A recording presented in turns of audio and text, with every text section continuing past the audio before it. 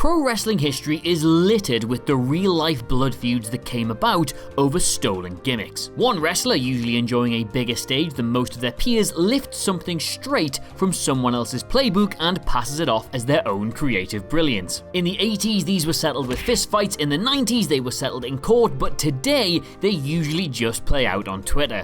What a time to be alive. Now, stealing a move, slogan, or gimmick is one thing, but basing your entire style on another wrestler is something else entirely, and often not even that much of a problem. Where your signature move and catchphrase is marketable, and thus someone else pinching it almost literally takes food off your table, your ring style is actually something you probably hope gets shared around.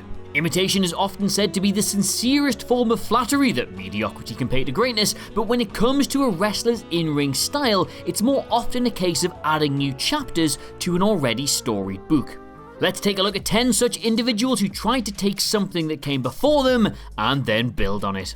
Number 10, Sasha Banks, Eddie Guerrero. Sasha Banks is one of the most accomplished female performers ever seen inside a WWE ring. And the fact you can say that about half of the women's roster now doesn't make it any less true. But it does highlight just how low the bar had been for their in-ring expectations for decades. Not the fault of the women themselves, of course, because up until very recently, WWE wasn't hiring them for their wrestling nous. While their corporate-pushed women's revolution is designed to make you forget just how far they deliberately sank the standards, it always crops up again when any woman currently wrestling is asked who their in-ring idols were growing up. Case in point, Sasha Banks. I've always wanted to wrestle like the guys. The time I was watching, you had to be on the cover of Playboy to be a woman and get a storyline, and it was so frustrating for me to watch that. As a kid, my number one was Eddie. He was the first match that I saw that hooked me on wrestling. Everything about him I just love. I want to be the female Eddie Guerrero. I'll just say it once more for anyone who might have missed the first 1,000 times. Sasha Banks hit the frog splash at WrestleMania in Texas for the newly revamped Women's Championship,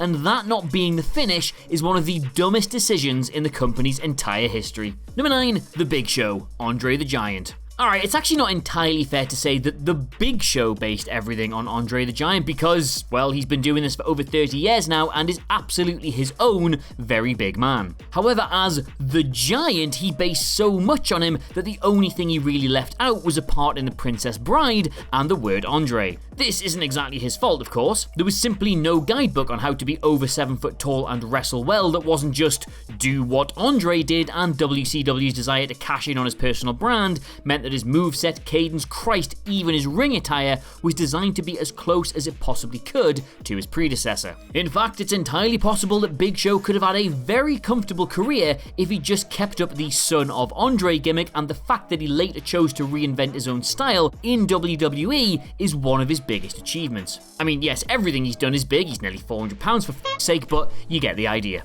Number 8, Jack Swagger, Kurt Angle. When Kurt Angle left WWE in 2006, the company quickly realized that the role of amateur wrestler turned pro wrestler was one that desperately needed to be filled. Having someone on the card who carried legitimate sports pedigree and could still throw together incredible match sequences was a much bigger miss than it initially predicted. Thus, when Jack Swagger, an NCAA wrestling champion at the University of Oklahoma and one of the highest rated college wrestlers in the entire world, debuted in 2008, fans immediately just labelled him as a shameless Angle ripoff. He was very patriotic, leaned into the amateur style, and even started doing the ankle lock. WWE are many things, but subtle is not one of them. While Swagger worked hard his whole career to distance himself from these comparisons, and in truth probably only took up MMA purely so he could visualize whatever face he was caving in as belonging to the WWE official who invented "We the People," the Angle comparison was reasonably well deserved.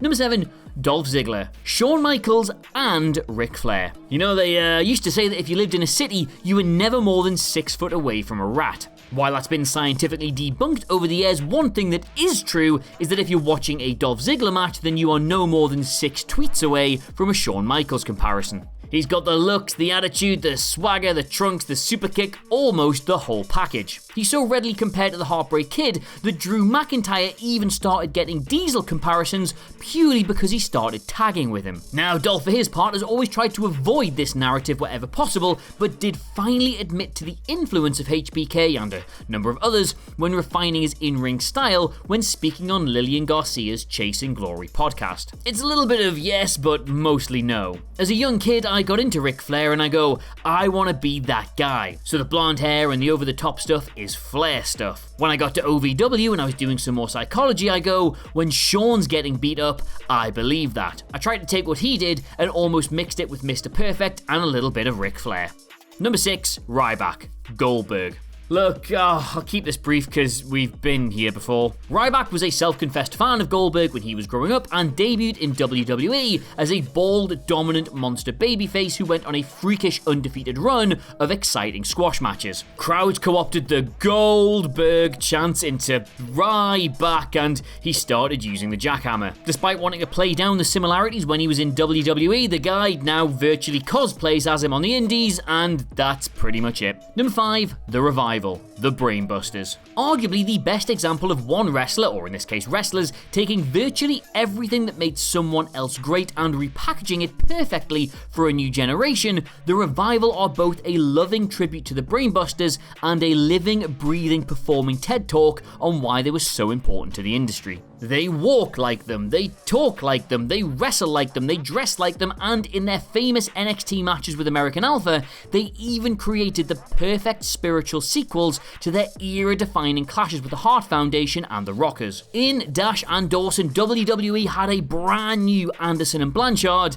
and of course had absolutely no idea what to do with them. Even the ring name The Revival is a direct ode to the Brainbusters. Their entire gimmick was about bringing back and reviving the golden era of 1980s tag team wrestling, going back to more traditional mat-based in-ring work as a contrast to the explosive high-flying teams popularized over the previous 2 decades. Far from just trying to copy them, the Revival's entire style was set out to educate pro wrestling fans. Look at us, the gimmicks seem to say. There was an entire industry like this once, and you, yes, you at home, should get off your ass and go watch it. Number 4, Bray Wyatt, Waylon Mercy. Waylon Mercy was almost impeccably both 10 years too early and 10 years too late. The man behind it, Dan Spivey, was a wreck physically and needed a more character-driven gimmick to keep himself on TV, and while said character was brilliant, it wasn't the sort of thing that played well in the years prior to the Attitude Era. A decade sooner for his body or a decade later for his gimmick,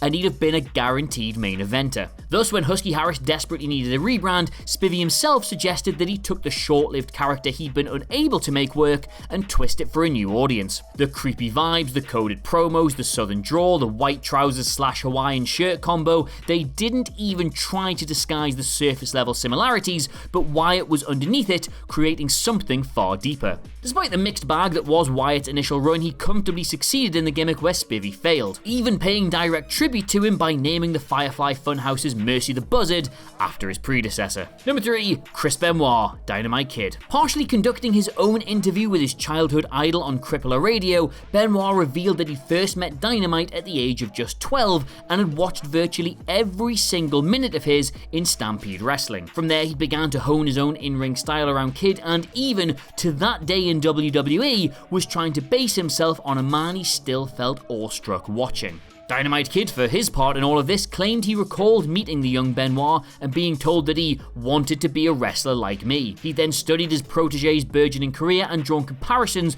between his own exploits and Benoit's early feuds, specifically their Tiger Match and Jushin Liger rivalries respectively. Number 2, Buddy Murphy, Kenny Omega. To quote my far more learned colleague Michael Sidgwick, Buddy Murphy is so Kenny Omega, I'm surprised he doesn't do the bang pose whenever he hits a move. Given the two currently exist in the same era of pro wrestling and could conceivably work each other someday, Murphy is coming for some criticism for bringing Omega's smash mouth style and trademark hitting you in the face with his knees while his curly locks flap gently in the breeze vibe to WWE. When you can't sign Kenny Omega, Reddit gleefully declared, just build your own version instead. But elements of Omega's style bleeding through into younger wrestlers, and granted yes they are only a few years apart in age, but Murphy's over a decade behind him in experience on a big stage, is to be expected. Murphy is is a smart, worldly student of the sport, and as he continues to hone his craft in WWE, he is well within his right to incorporate aspects of the industry's best. Number 1. Hulk Hogan, Billy Graham. If you don't know that Hulk Hogan based his entire shtick on Billy Graham, then you don't know who Billy Graham is. It's that simple. The OTT promo style, calling everyone brother, calling his arms pythons, putting his hand to his ear to pop the crowds, the headband, the feather boa, the tie-dye, the bleach blonde facial hair, all things that every single wrestling fan would associate with Hulk Hogan, and all things that actually originated from superstar Billy Graham. Now, there's always been talk that this was out-and-out theft on the part of Hogan, and despite how logical that may sound, it's always been the case that Graham himself has never seen it that way. A young Terry was a student of his, even idolised his work, and he's largely flattered that he had such a profound impact on the iconic persona he could come to dominate pro wrestling with. It's not just Hogan either, as the likes of Jesse Ventura and Ric Flair also took direct inspiration from the man and routinely label him one of their biggest influences on their careers. So, there you have it. Those are 10 wrestlers who modelled their style on other wrestlers, read to you by a man who, well, the less said about who I model my style on, probably the better. Let me know what you made of it all in the comments below, and of course don't forget to like, share and subscribe. In the meantime though, thank you so much for watching. I have of course been Adam Cleary, and I will see you soon. Goodbye.